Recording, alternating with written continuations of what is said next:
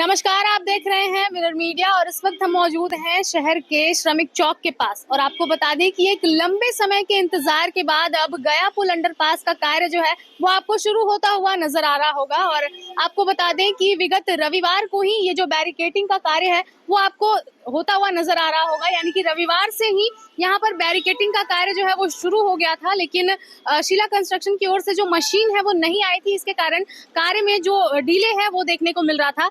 और आपको बता दें कि आज भली भांति आप देख पा रहे होंगे कि कार्य जो है वो होता हुआ नजर आ रहा है। और यहाँ पर शुरुआती कार्य जो है वो यहाँ पर जो बाउंड्री बना हुआ था, छोटी सी जो बाउंड्री बनी थी उसे तोड़कर यहाँ पर कार्य शुरू कर दिया गया है। इसी के तहत हम आपको बता दें कि नगर निगम की ओर से जो होर्डिंग लगाई गई थी उसे भी हटा दिया गया है, जो कि उस तरफ लगा हुआ था। तो धनबाद नगर निगम की ओर से जो होर्डिंग थी उसे हटा दिया गया है और कार्य में प्रगति आपको देखने को मिल रही होगी। और साथ ही साथ आपको बता दें कि ये जो कार्य होने वाला है ये आम जनता की जो जाम की समस्या है लोगों में काफी ज्यादा देखने को मिलती थी, और खास तौर से इस क्षेत्र में उसके समाधान के लिए ये जो कार्य है वो किया जा रहा है। और अगले 18 महीनों तक ये जो कार्य है वो किया जाएगा। और साथ ही साथ आपको बता दें कि कार्य हो जाने के बाद जो इसका जो डायमेंशन रहेगा वो 66 मीटर लंबा ये होने वाला है और 9 मीटर चौड़ा होने वाला है, और जिसको लेकर के 30 करोड़ रुपए की जो राशि है वो तय की गई है। और साथ ही साथ हम आपको बता दें कि 5.5 करोड़ की जो राशि है वो मुआवजा और शिफ्टिंग यूटिलिटी को लेकर के तय की गई है। और आप देख सकते हैं कि कार्य जो है वो पूरी तरह से अब शुरू होता हुआ नजर आ रहा है। अब देखना यह है कि धनबाद की जनता को किस तरह से ये जाम की जो समस्या है उससे समाधान मिल सकता है। वहीं अगर हम बात करें धनबाद के जाम की समस्या को लेकर, तो ये जो इलाका है इस पर काफी ज्यादा प्रेशर ऑलरेडी देखने को मिल रहा है। चूंकि बरमसिया ओवरब्रिज जो है, जो कि इसका वैकल्पिक रास्ता माना जा सकता था, उसका अभी फिलहाल जो निर्माण कार्य है, मरम्मती कार्य है वो चल रहा है, जिसके कारण यहाँ पर जो गाड़ियों का फ्लो है वो काफी ज्यादा देखने को मिल रहा है। और खास तौर से जब स्कूली वाहन जाने का समय होता है या फिर ऑफिस का जो टाइमिंग होता है उस दौरान यहाँ पर ट्रैफिक का फ्लो काफी ज्यादा देखने को मिलता है, जिसके कारण लोगों को घंटों जाम में फंसना पड़ता है। तो फिलहाल देखा जाए तो ये काफी ज्यादा परीक्षा वाला समय है लोगों के लिए, प्रशासन के लिए और साथ ही साथ यातायात विभाग के लिए, क्योंकि ये जो समय है इस दौरान काफी ज्यादा ट्रैफिक का लोड इस क्षेत्र में देखने को मिलता है, जिसके कारण लोगों को भी परेशानी होती है और यहाँ तक कि प्रशासन को भी परेशानी हो रही है। क्योंकि ये जो एरिया है ये काफी ज्यादा भीड़ भाड़ वाला इलाका है और ये शहर के लाइफलाइन को जोड़ने वाला इलाका है।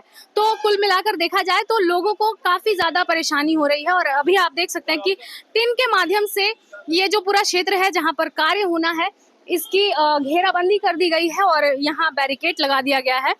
यहाँ पर जो तमाम दुकानें हैं उसकी शिफ्टिंग को लेकर के और जो मुआवजा है उसको लेकर के 5.5 करोड़ रुपए की राशि जो है वो तय की गई है। तो अभी आप देख सकते हैं कि तमाम जो गाड़ियां हैं और गाड़ियों का जो फ्लो है वो काफी ज्यादा देखने को मिल रहा है।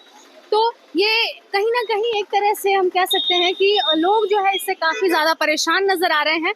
और यहाँ पर आप देख सकते हैं कि स्कूली जो वाहन है उन्हें भी आने में काफी ज्यादा परेशानी हो रही है। हालांकि अगर हम ट्रैफिक की बात करें तो यहाँ पर जो यात्री बस है वो बैंक मोड़ की तरफ से इस ओर नहीं आ रहे हैं, लेकिन स्टेशन की ओर से जो यात्री बस है वो यहाँ से घुमाकर बस स्टैंड की ओर जा रहे हैं। तो इसको लेकर के भी यातायात विभाग ने कई बार गुजारिश की है। अब देखना ये है कि जो बस है वो किस तरह से मोड़े जाते हैं या फिर उनका रूट जो है वो किस तरह से तय किया जाता है।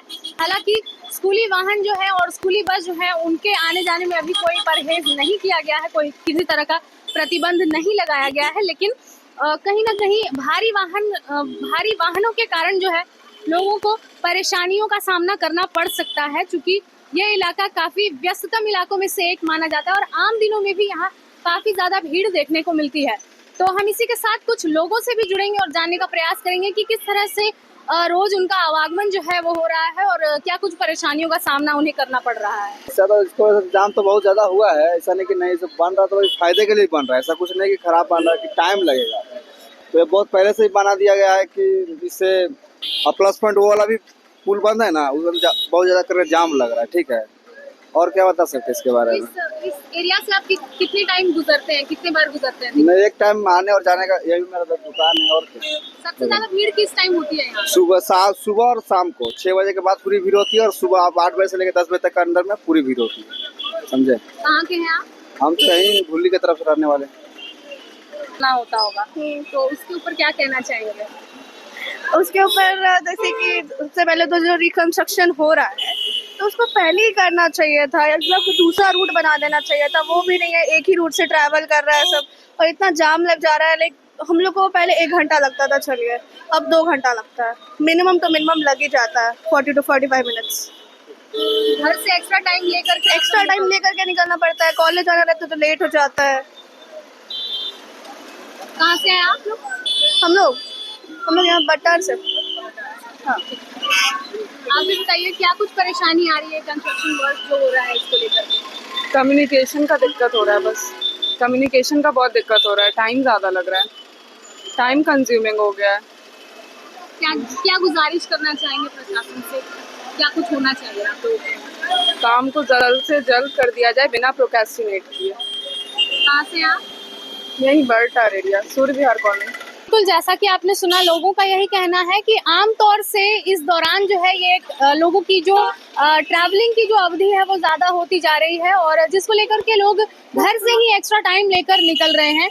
और साथ ही साथ हम आपको बता दें कि अभी की वर्तमान स्थिति जो है वो आप देख सकते हैं कि किस तरह से कार्य जो है वो होता हुआ नजर आ रहा है, और अभी तमाम जो बाउंड्री वॉल है उसे तोड़ने की प्रक्रिया जो है वो जारी कर दी गई है, और धीरे धीरे ये जो कार्य है ये प्रगति होता हुआ नजर आ रहा है। और अगले 18 महीनों तक का जो समय लिया गया है उस दौरान ये जो कार्य है ये ऐसे ही चलता रहेगा। आपको हम बता दें कि ये जो कार्य है ये रविवार से ही शुरू होना था, लेकिन शीला कंस्ट्रक्शन कंपनी के द्वारा जो मशीनें हैं उसे भेजने में थोड़ा डिले हो गया, जिसके कारण कार्य भी जो है ये 2-3 दिन डिले चल रहा है। और इसको लेकर के लोग एक तरह से और ज्यादा परेशान थे, क्योंकि बरमसिया का जो ब्रिज है वो अभी अंडर कंस्ट्रक्शन है, और उसके बाद एक और कंस्ट्रक्शन का कार्य फिर से शुरू कर देना, ये कहीं ना कहीं पूरे जिला प्रशासन हो या फिर यातायात विभाग हो या फिर पथ निर्माण विभाग हो, सभी के लिए एक चुनौती के रूप में सामने आ रहा है। लेकिन अभी आप देख सकते हैं कि दोपहर का समय है और अभी जो जाम है उसका फ्लो थोड़ा कम नजर आ रहा है, लेकिन जैसे जैसे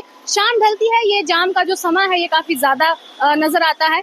वहीं अगर हम बात करें, आप देख पा रहे होंगे कि मेरे पीछे ये जो यात्री बस है वो भी जा रहा है, तो कहीं ना कहीं जो यातायात विभाग है उनके द्वारा भी हिदायतें दी गई थी कि यात्री बस जो है इस चौराहे से अगर नहीं पार होंगी और बस स्टैंड में ही उन्हें रोक दिया जाए तो कहीं ना कहीं जो जाम का फ्लो है वो काफी हद तक उसे रोका जा सकता है।